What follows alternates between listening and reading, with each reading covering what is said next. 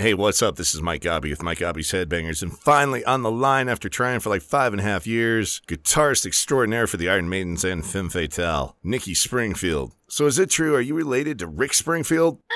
Oh, man. Nope. I'm actually a Stringfield. Nikki Stringfield.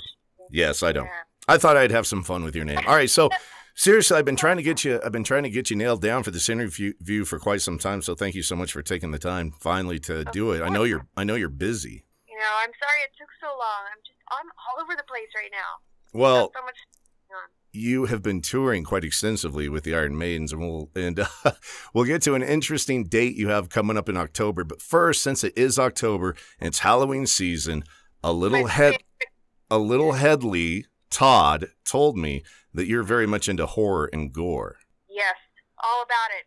Dude, that is so cool because growing up, I was all about like Fangoria magazine and stuff like that. And I literally wanted to go to special effects makeup school, and I toured one in Hollywood when I was like 12. I'm not even kidding. It was the Joe Blasco makeup school or whatever the hell it was, and I actually toured it, but I never did anything with it. But I'm with you, man. I love gory movies, scary movies, horror movies. Like, what's your favorite? What if you had to name anything?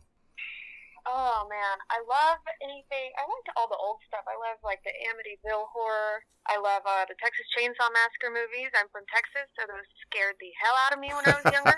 Yeah. I was terrified to go outside living in the country after that.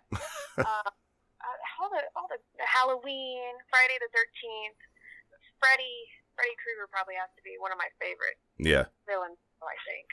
But for the new stuff, I really love, like, The Conjuring and Insidious, stuff like that. Those have been really good. But you see, we're about to break out the Halloween decorations tomorrow, so our whole apartment's going to look like Halloween threw up in it. It's going to be great. Well, it's definitely one of my favorite times of years, or time of year. Mm-hmm. Growing up, I think it surpassed Christmas, 4th of July and Halloween. I think surpassed Christmas for me. Because 4th of July, I love fireworks and things that blow up. Okay, I was about to say I knew it. And then, of course, Halloween. So how about, all right, John Carpenter's The Thing, one of my favorites. Mm-hmm. And then for like straight up gore, like Reanimator, the uncut version. Oh, yep, very nice. And another cult classic favorite of mine, and I think Rob Zombie should redo it, is Phantasm. That one used to freak me out when I was right. With that little flying ball. Oh, the Silver Sphere was so freaking cool. The Tall Man. I mean, seriously, think about that. If you remade it and kind of updated it, I think it would be pretty badass. That's a good idea. It'd be really sick. And you can star in it. All right, she's down. First or last? I'm blonde now, so I'll probably go first. Okay. The blondes always go first, right? Seems like it. All right, so let's talk about how you got into the Iron Maidens, because when I sat down with you down here in Tucson about, 3 or 4 months ago, we mainly just talked about the Iron Maidens, and it was pretty quick, but they've been around for so long. When did you come into the fold? My first show that I played with them was April 2012. I had just moved to LA, and I didn't know anybody, and I hadn't really, I'd been playing guitar for a long time. I had uploaded cover videos to YouTube and stuff, and got into NAMM through Schecter. I met all of them, and ended up meeting some guys that I would later be in a band with called Before the Morning, an original band, and then they were good friends with Courtney and Nita, and then, right around that same time, they just hit me up asking if I could fill in for a show, and that was at M15 in Corona. And then after that, they just kept hitting me up. Hey, can you fill in for this one, this one, this one? And then it just became more and more and more until, hey, full time and, super busy with them. So. Yeah, that's right. Because I would see them with Nita, then I'd see you, and then Nita, and then, eventually became full time. Well, actually, yeah, I mean, it really did, right? Well, she had her original band called Consume the Fire at the same time I was in Before the Morning. So it just turned out to where they were giving us, they were just taking turns with us because we both had our own stuff. So that happened for a while, and then she went off to Alice, yeah. Yeah. I don't even know how long that's been now. Seems like it's been forever. Yeah, I couldn't tell you, but it has been, geez, what, at least, well, years. Yeah. I can't even keep track anymore. I do good to know what day of the week it is. I mean, I got to tell you, when I first saw the Iron Maidens, I think I said this when we interviewed in Tucson, and they opened up for, what the hell was it? But it was at Alice Cooperstown, which is no longer around. It's no longer around, but that was like forever ago. I mean, like sometime in the mid 2000s, maybe early 2000s. Oh, wow. Yeah, it's been that long. And then ever since, it's like, anytime you guys, or should I say girls, either way, whenever the Iron Maidens come around, I gotta check you. I gotta check you out because y'all kick ass. Just call us dudes. You dudes. I mean, seriously, you guys are not only phenomenal musicians and you do Iron Maiden so well, but you're pretty easy on the eyes, so it's fun. Oh, thank you. We can be all right. Let me ask you this. Who flips their hair more, you or Courtney? I don't know because I can never see unless I go back and watch some videos.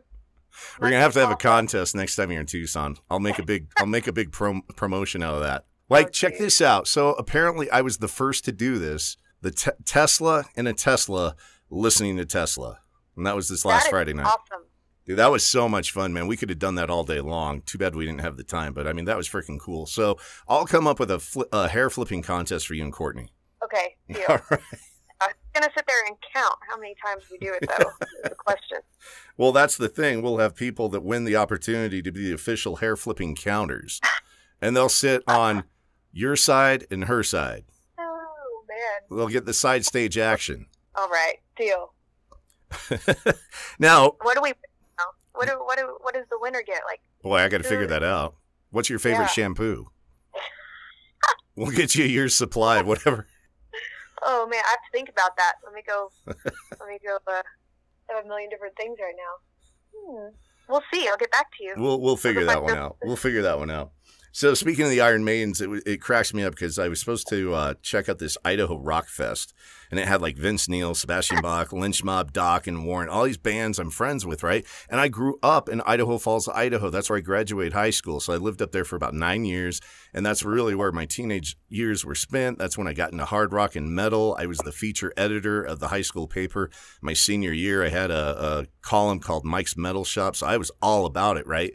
So when this show came around, I was like, oh man, I got to go up there and visit some family, right? So the whole thing got canceled, but I was like, you know what? I need a vacation and family is important. Let me go see my cousin, his family, and I'm going to hang out and go to we went to Jackson Hole and, had a good time. And that's where I found out the Iron Maidens are going to play freaking Idaho Falls, Idaho. And, yep, that's October, I can't remember the date. 25th or 26th, right? Yeah, one of those. And it's at the Roadhouse. So remember, you got to be nice. Okay. Until it's time not to be nice, right? Isn't that what Dalton always said? Yeah, that's how to do it. But anyway, so I actually went there and did a little Facebook Live pimping the place, and I met some of the people there, and it's very cool. I think you're going to have a really good time up there.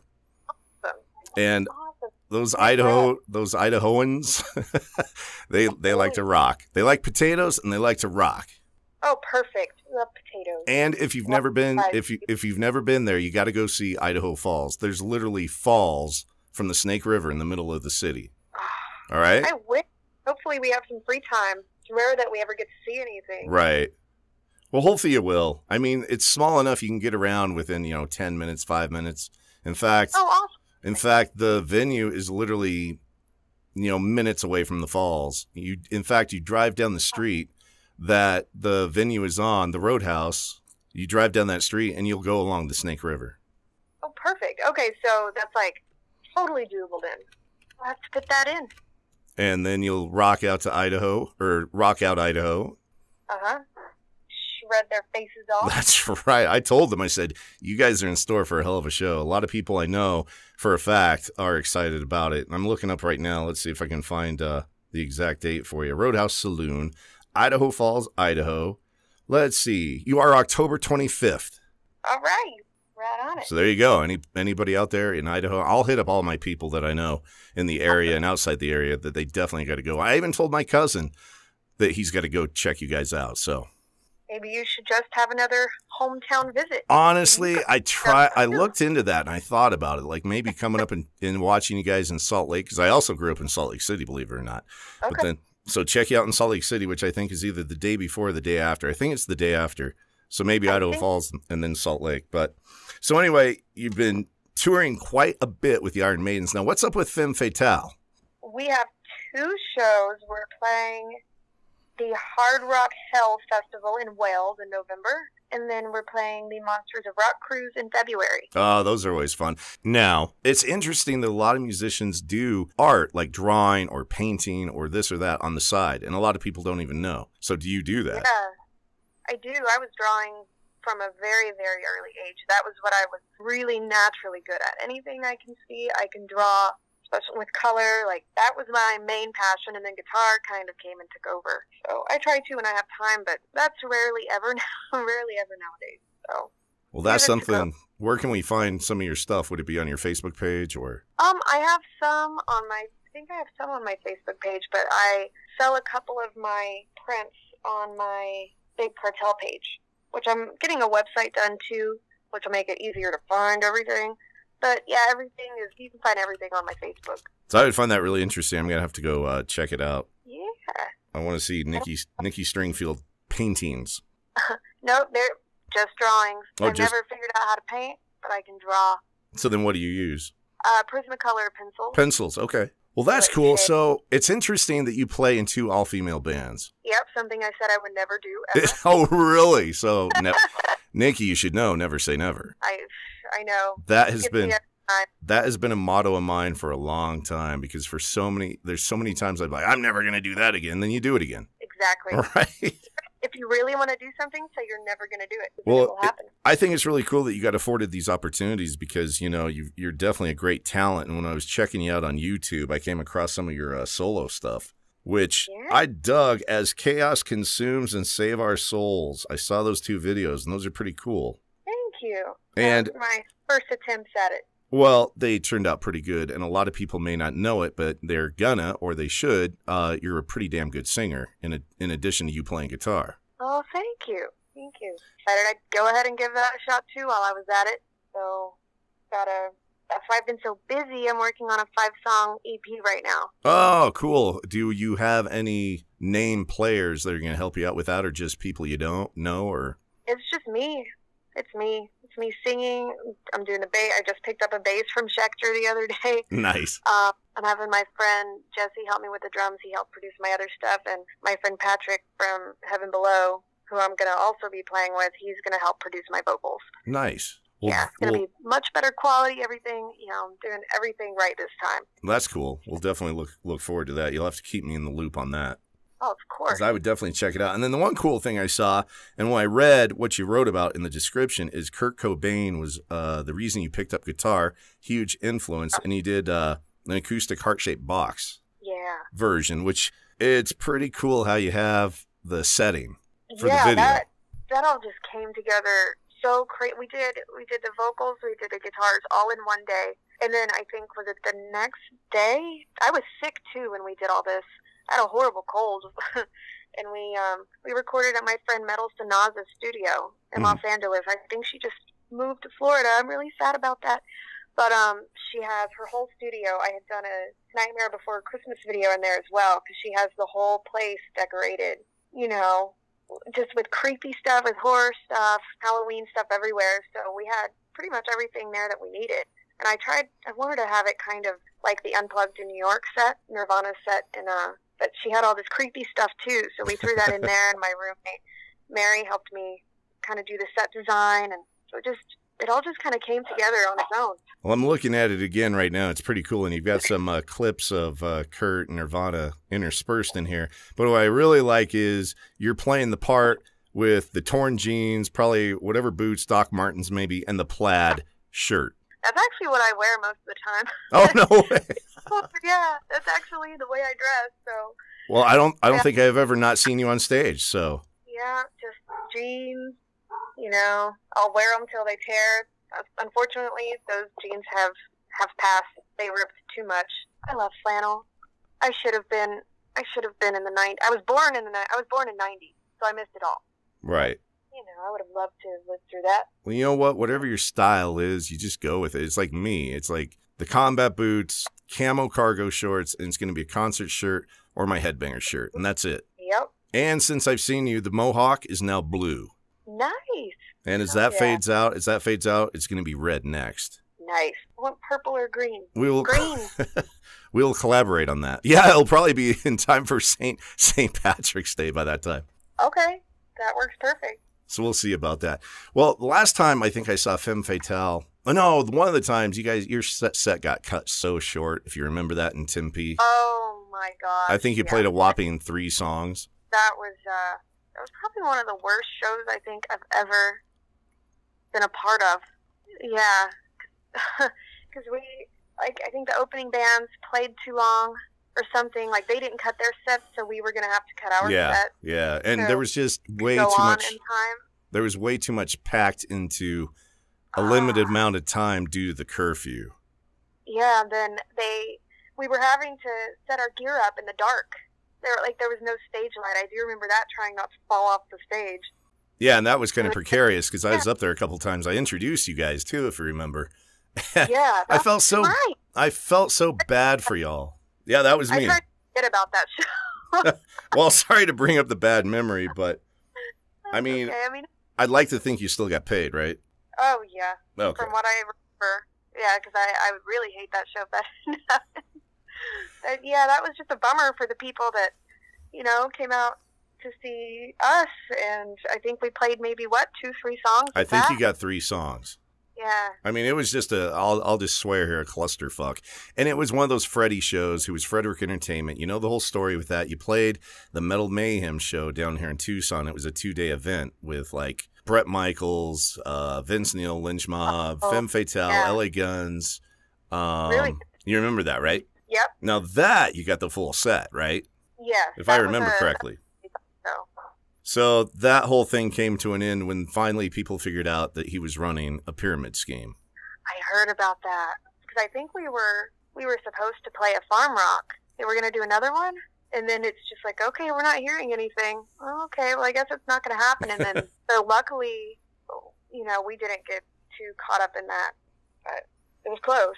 Well, unfortunately, people that paid to see shows and all the investors that got caught up in it, or the bands that didn't get paid. For the most part, see, this is the difference. That Idaho Rock Fest was kind of the opposite. It was the fans that got screwed, that paid, and I don't know if they've gotten refunds or not.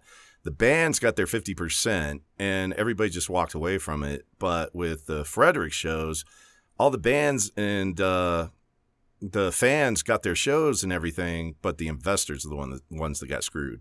Okay. Yeah, so. That's awful. I know. It just gives already what people perceive as a seedy, shady industry. It just tarnishes it even more when crap like that happens, and it really pisses me off. Yep. Because I personally love live music, in case you couldn't tell when we sat down and just even talking now. I mean, I love live concerts. I love live music. I love whether it's national, worldwide, local. It doesn't matter. If it's good, I love it. And yeah, I'm a hard rocker. I'm a metalhead, but I also love some hip-hop and some rap, and I love some country, and I love some old stuff. Like, you're a guitarist. How about Chet Atkins? Love that guy.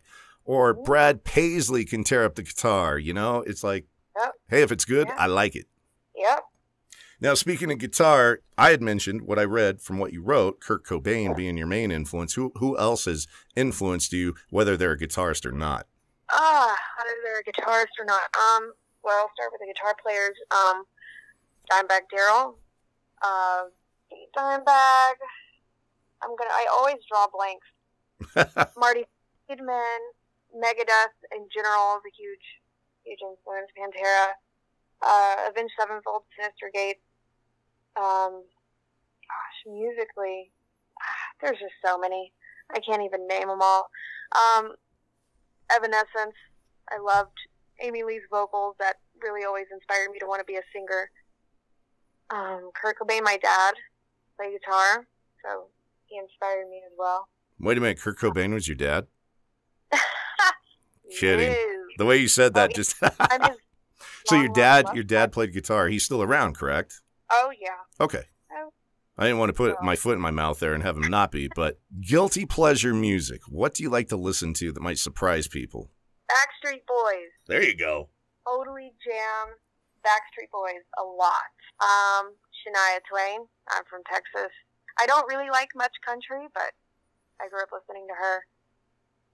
Pretty much any of the 90s horrible pop that I liked when I was growing up, like old Britney Spears and all that. I'm not huge into. I like some rap, but not a whole lot. Well, did you get into like Salt and Peppa or TLC? Oh yeah. Kind of the more smooth stuff, you know. Yeah. Loved all that. I'll still throw that on and I think of what embarrassing karaoke songs I love to do. Alanis Morissette. There's so much. Kelly Clarkson. Speaking of Kelly Clarkson, have you ever gotten up and sang with Steel Panther like Kelly Clarkson did? No, I have not. Or jammed with him? Nope. Nikki, I think we need. I've only seen him a few times. I think you need to jam with him. Oh man. Get up there and do an Iron Maiden song with him. I'd be down. Maybe one day. That would be badass. Well, you know what? I'll do my best to facilitate it if you're down. I'm down. All right. I saw them before I moved out here to LA. I saw them in Dallas, like kind of before they started really blowing up. Right. So. Well, here's how far back I go because I'm old. But when Ralph and Russ were both in the Atomic Punks, man, they would come through like Tempe, the Marquee where you guys have played. And they'd have like 700-800 people there, man. And it was like, this guy does David Lee Roth better than David Lee Roth, thus his name, David Lee Ralph. It's so true. And Russ is just an amazing guitarist, too. I mean, geez, look what he did. Did you ever get into Fight with Rob Halford? Not too familiar with that. Nuh-uh. Nikki, we got to get you into that because the first album especially is really good. All right. I think you'd dig it. All right. It's on my to-do list. That and figure out what kind of shampoo you want a year's supply when you win the hair flipping contest. I know now. I know. It came into my head. What is it? Nioxin or nioxin. I don't know how you say it. It's for thin hair. It's very good. It makes your hair grow. Lots of keratin. Tingle. I don't even know what keratin is. I just heard it. Isn't that what they say? They put that keratin for your hair. Sure. That sounds healthy. It must be healthy. Keratin. Now, if you're from Texas, I got to put you on the spot. What's your favorite barbecue? You know what's funny? I didn't start eating barbecue until recently, and now it sucks because I'm never home and I never get it. I love brisket. Really? Brisket and mac and cheese. Yep. Well, all right. I'll tell you what. I'll tell you what. When I was up in Idaho, I made a connection with the radio station up there that was going to present the Rockfest, okay? The general sales manager, his name is Dana. He is kind of partnered up with a barbecue place up there. Oh, man. I like where this is going. You see? It's who you know and who they know and the hookup, and I think I can get you hooked up. Need some good barbecue while I'm there? Oh, my gosh. Just got hungry. It is called Pitmaster Barbecue, okay? Now, while this is fresh in my mind, I will send him a message, and I'll say, look, Nikki especially, of the Iron Maidens, loves barbecue. You got to hook them up. Oh, I'm sure Linda would be down, too. She really loves it. Who does not love barbecue? All right. I think we can make this happen for you. Thank you. Because, in fact, the one location is right around the corner from your the Roadhouse Saloon, if I remember correctly. All right. So, catering, Nikki, put it in the writer, okay? Pitmaster Barbecue is a must. All right. I'll tell our tour manager. There you go. Is it still Chris? Yep. He was such a cool guy when I met him. So if you get a chance, tell him I said hi. I will. I was just talking to him earlier today.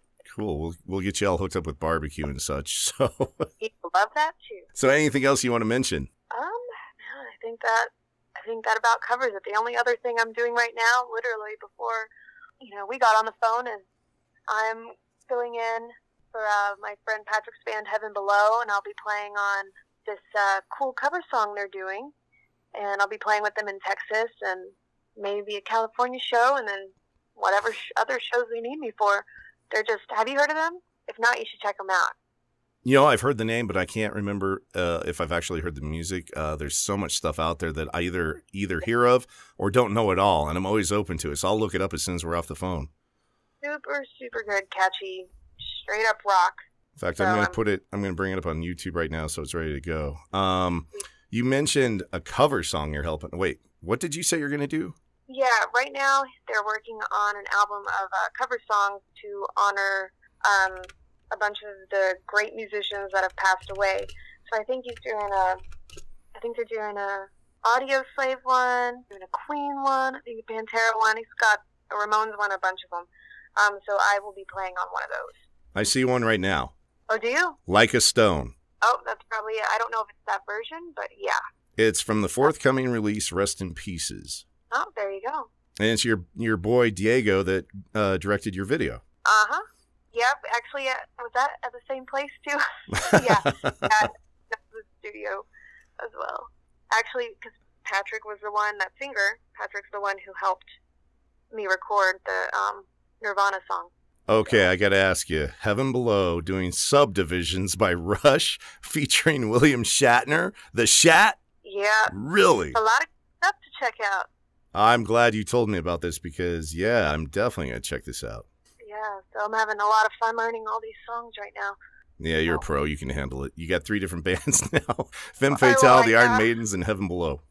That's why I'm like, I got to cram all these stuff in my head right now. So, oh, man, my fingers and my brain are like, oh my gosh. Oh, one quick thing. You mentioned Schecter. You're officially endorsed by them, right? I'm guessing? Yeah, I have my own signature guitar with them. Yeah, okay. That's what we see you play then, obviously, which that's badass. Yeah. Because it's cool. Dream come true. I've been playing them since I was 14 years old. So wow. If you would have told me back then that I would have a guitar with my name on it, that I got the design, I would never believe you. That's way cool. I mean, the best I can do is, and I got a totally name drop here, is I've got a Mr. Scary guitar made by George Lynch that has my name on it. It's on the 12th fret. That's awesome, actually. It's a heavy beast, too. It's 13 pounds, Nikki. Ooh. But it's very well balanced, so it's badass. In fact, it's the guitar he played at that whole show you were at where you got cut at Eagle Rider. Because it was with Lynch Mob, right? Uh-huh. So that Bones guitar he played the whole show at Eagle Rider. That's my guitar. And then at the Metal Mayhem down here in Tucson, he played half the show with that and half with a Les Paul. Huh. So there you go. Hey, that's nice. There's my claim to fame. That is awesome. And the cool thing is both you and Courtney both have your own line of guitars. She's got how do you say it? Caparison? Did I say that right? Okay. Comparison. Yeah. I met her man that makes those things, and she actually let me hold one. And man, I don't know about you. How do you like your action? I like mine really low. Yeah, so does she. Are you guys both the same? Probably. I'm not sure. I don't really. Do you not swap guitars? Come on, Nikki. No. No. When you got your own signature guitar, like unless one of us breaks a string, then nah. Play our own stuff. Well, I'd figure you definitely play it on stage. I've got tiny hands, so my neck is super, super thin. Mm-hmm. So I love my own.